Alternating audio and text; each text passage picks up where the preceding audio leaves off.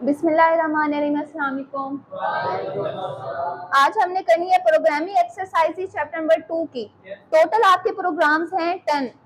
आज कितने करने हैं? कोई हाल नहीं है। आज मेरा इरादा था 5 करवाऊंगी, ठीक है? 5 करा ले। चलें देखते हैं जितना टाइम हुआ। पहली एक्सरसाइज देखें, the criteria for calculation of wages. Wages क्या होता है? उजरत।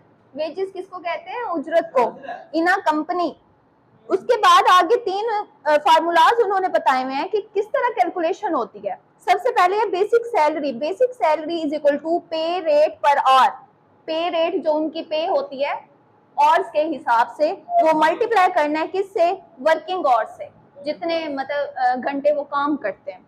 ओवर टाइम सैलरी में है ओवर टाइम पे रेट, ठीक है? Over time hours, over time का मतलब है जो ज्यादा काम करते हैं कुछ आवर्स के ओवर टाइम, ठीक है? उसे फिर ज्यादा सैलरी मिलती है, तो उसे मल्टीप्लाई करना है हमने ओवर टाइम आवर्स के साथ। टोटल सैलरी को किस तरह कैलकुलेशन करनी है? बेसिक सैलरी जो होगी उसकी प्लस ओवर टाइम सैलरी, दोनों को प्लस करेंगे तो क्या निकलेगा? Total salary. Right a program that should take working hours. अब यहाँ पे वर्ड यूज हो रहा है टेक।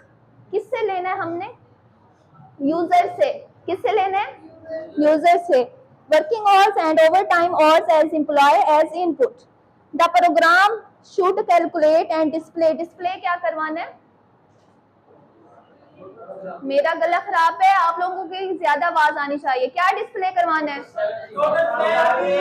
टोटल सैलरी डिस्प्ले करवानी है किसकी? एम्प्लॉयज की। चलें जी, अब स्टार्ट करते हैं इसका। ये क्या है? Header section. उसके बाद क्या है? ये क्या है? Main function. पहली लाइन क्या है? अच्छा, जब मैं प्रोग्राम करती हूँ तो आप लोग इस तरह वो लगा के कमेंट्स लगा के आगे मुझे बता सकते हो ये है क्या चीज, ठीक है? उससे आपको ये होगा कि ज्यादा मार्क्स अच्छे मिलेंगे। ये क्या है? हेडर सेक्शन है। उसके बाद ये क्या है? मेन फंक्शन है। ये क्या है? ये पूरा क्या है? जी, body of the main function. Body of the main function, ये आप लोग कमेंट्स लगा के लिख सकते हो आगे। अच्छा, ये क्या है? Int data type. इंट क्या है? Data type.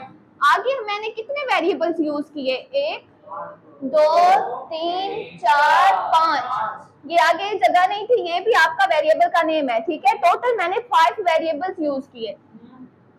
वेरिएबल्स डिक्लेयर कराने का मकसद ये होता है, ये जो 5 लफ्ज मैंने लिखे हैं ये आपके आगे प्रोग्राम में यूज होने हैं, ठीक है? जब भी आप यूज करोगे उससे पहले डिक्लेयर करवाना लाजमी होता है। नॉर्मल आवर्स पहला वेरिएबल, उसके बाद ओवर टाइम और बेसिक सैलरी, उसके बाद है over time salary, total salary. Total 5 आपके वेरिएबल्स हैं। उसके बाद क्या है? प्रिंट एफ क्या करता है? जी, आउटपुट डिस्प्ले करवाता है। जो भी हम इसके अंदर स्टेटमेंट लिखते हैं वो क्या होती है? डिस्प्ले होती है। Enter the normal working hours, ये क्या हो गया? डिस्प्ले हो गया। Enter the normal working hours.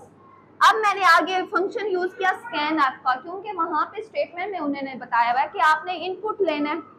Input के लिए क्या यूज होता है? Scan F. स्कैन एफ में 2 चीजें यूज होती है, फॉर्मेट स्पेसिफायर और ampersand. Format specifier D use हुआ किसकी वजह से? इंटीजर की वजह से। आप फॉर्मेट स्पेसिफायर आई भी यूज कर सकते हो, ठीक है? उसके बाद एम्परसेंड का साइन है। उसके बाद नॉर्मल और। नॉर्मल और हमने किससे लेने हैं? यूजर से। उसके बाद मैंने एंटर कर दिए 4 आवर्स। आप लोग कोई भी एंटर कर सकते हो जितने घंटे आप लेना चाहते हैं। प्रिंट एफ में enter the over time working hours, ये क्या हुआ? प्रिंट हो गया। Enter the over time working hours, ठीक है? उसके बाद स्कैन एफ की मदद से मैंने क्या इनपुट एंटर की, जो कि 3 है। उसके बाद ये 2 फार्मूलाज आपने लिखने हैं, ठीक है? ये जो तीसरा है ये आपकी स्टेटमेंट में है पड़ा। टोटल सैलरी कैसे करनी थी कैलकुलेट? बेसिक सैलरी को प्लस करना था, ये प्लस है ओवर टाइम सैलरी के साथ। ये 2 फार्मूलाज आपने बेसिक सैलरी के ओवर टाइम सैलरी के याद करने होंगे, जिससे कैलकुलेशन होगी हमारी। ये देखें, बेसिक सैलरी को हमने क्या किया? 500 से मल्टीप्लाई करने हैं नॉर्मल और उसने कितने एंटर किए 4 मल्टीप्लाई करोगे 500 के साथ, ये फार्मूला है आपका, ठीक है। उसके बाद ओवर टाइम सैलरी का क्या फार्मूला है 700, ये 700 है, 700 को मल्टीप्लाई करोगे ओवर टाइम और के साथ। इसी तरह के उसने बताया ना कैलकुलेशन किस तरह करोगे, ओवर टाइम और को मल्टीप्लाई करने आपकी जितने घंटे हो गए, ठीक है, उसके बाद जितनी उसकी सैलरी होगी उससे मल्टीप्लाई किया जाता है, ठीक है। ये दो फार्मूलाज याद करके, ये तो आपका है पर टोटल सैलरी आपको पता होनी चाहिए किस तरह कैलकुलेट होगी। बेसिक सैलरी और over time salary, basic salary को प्लस करोगे ओवर टाइम सैलरी के साथ। लास्ट आपकी स्टेटमेंट है प्रिंट एफ की।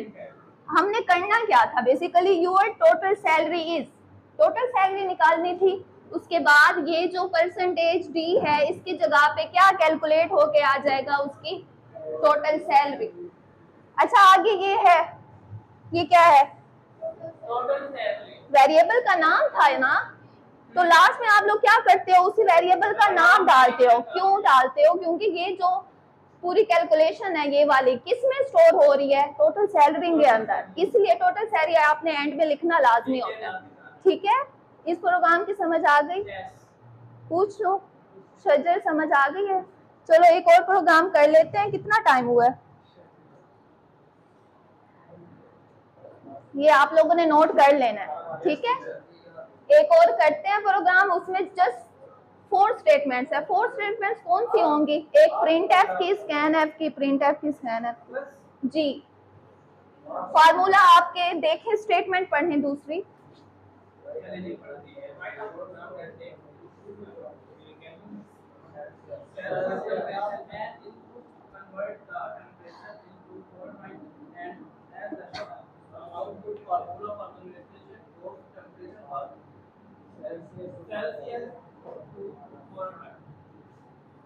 देखिए दूसरा प्रोग्राम है right a program that takes Celsius temperature. किससे हमने टेम्परेचर सेल्सियस में लेना है, यूजर से, ठीक है।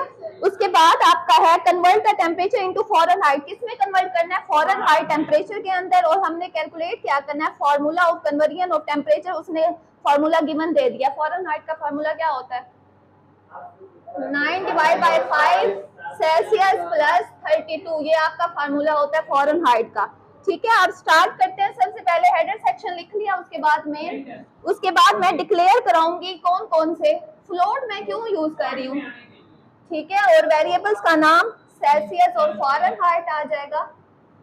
फॉरेनहाइट की स्पेलिंग आप लोगों ने स्पेलिंग मिस्टेक्स नहीं करनी, ये बुक में गिवन होंगे, ठीक है। उसके बाद लास्ट में क्या आता है, इसे क्या बोलते हैं स्टेटमेंट टर्मिनेटर। उसके बाद प्रिंट एफ आ जाएगा, एंटर द, क्या एंटर करवाना है टेम्परेचर, टेम्परेचर किसकी सेल्सियस में। लास्ट में ये डबल कोट्स एंड करने होंगे, लास्ट में क्या आ जाएगा सेमीकोलन। उसके बाद स्कैन एफ, लास्ट में डबल कोट्स बोलते हैं, क्या है ये डबल कोट्स, ठीक है। स्कैन एफ में क्या क्या होता है, अब ये देखिए फ्लोट के लिए मैंने क्या यूज किया फॉर्मेट स्पेसिफायर एफ, उसके बाद क्या होता है एम्परसेंट में उसी हमारे वेरिएबल का नाम, समझ आ रही है। उसके बाद हमने करना क्या था, क्या कैलकुलेट करवाना था, उसके बाद फॉरेनहाइट, पहले उसका फार्मूला लिख लेंगे फॉरेनहाइट का, क्या था फार्मूला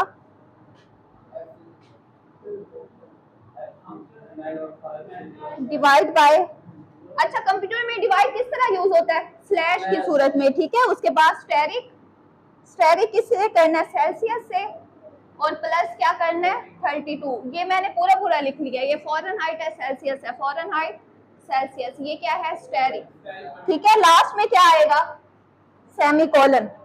उसके बाद प्रिंट एफ आ गया, ये लास्ट स्टेटमेंट है आपकी। प्रिंट एफ में हमने उसी को प्रिंट कराना है जो कि फॉर्मेट स्पेसिफायर की सूरत में प्रिंट होगा, Celsius is equal to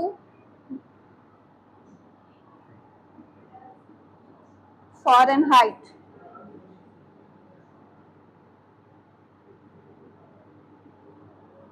last में क्या होता है वेरिएबल्स के नेम, कौन कौन से वेरिएबल के नेम है सेल्सियस और फॉरेनहाइट।